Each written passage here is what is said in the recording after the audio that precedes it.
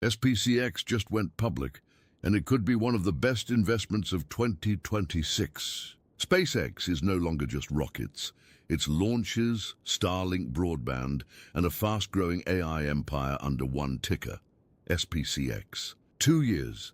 Starlink keeps printing cash while Starship ramps up its commercial flight cadence across the globe. 5 years.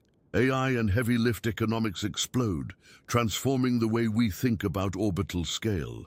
10 years, orbital compute and global connectivity could push revenue into the hundreds of billions. 20 to 30 years, space infrastructure and multiplanetary scale, the kind of upside few companies on Earth can even dream of. With a near monopoly in launches, a profitable Starlink engine and massive AI upside, SPCX sits at the intersection of space and intelligence. High risk, higher potential.